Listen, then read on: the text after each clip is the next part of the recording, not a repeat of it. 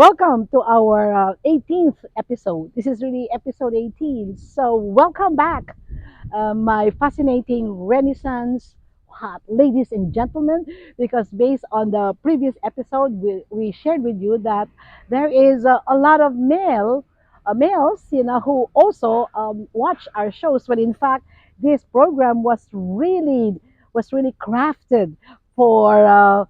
For women in the autumn of their lives, in the autumn of our lives, 60 years and beyond. So henceforth, I suppose they find, the things I share also very relevant to them. And there's another one that I noticed, there is a growing percentage of our viewers, okay, who are less than 60 and beyond.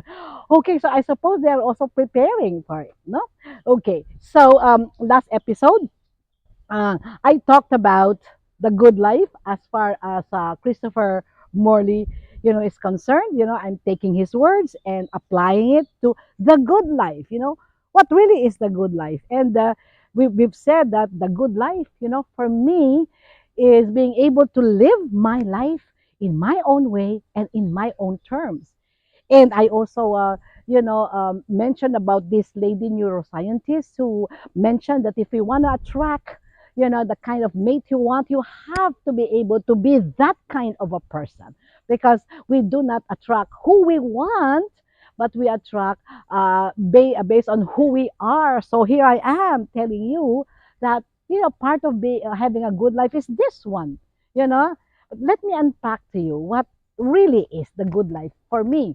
Okay, you may resonate with it, you may not, but the idea there is for you to be able to craft your own good life and then proceed, to really live it. Okay, so the first one that I discovered for myself is the good life for me is being free, to be able to, okay, have the time and the ability to choose and the resources to be able to live the life I want, like right now. Okay, sure, I am videotaping this for you, but it is also part of our day. My husband and I would walk. This is the open space near the house, and it's a good life, for us. It's to be able to just walk because we have the time and we have the energy and we have, of course, the resources to for us not to work, for certain times of the day. Okay, so that's one way that I would unpack this.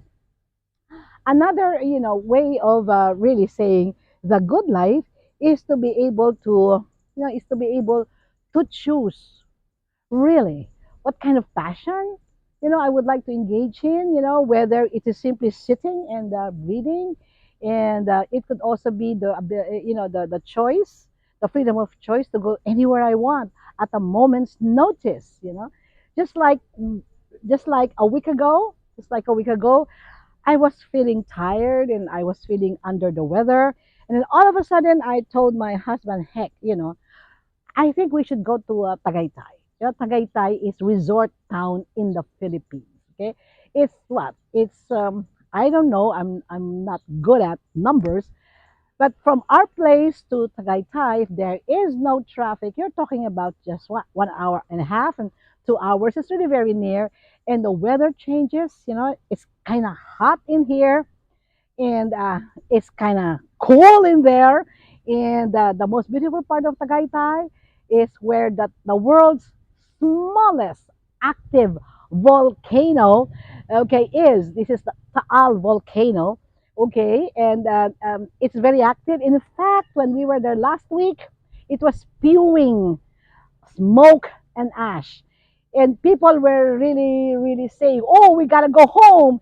We don't want to be caught in here." But we stayed. We watched it. Sure, the smog was everywhere, but that's the beauty of it. There is really no fear and all that. And we stayed because the initial plan was 3 days, 2 nights, and that happened on the second day. I said, "No, we're not going home. We're staying here.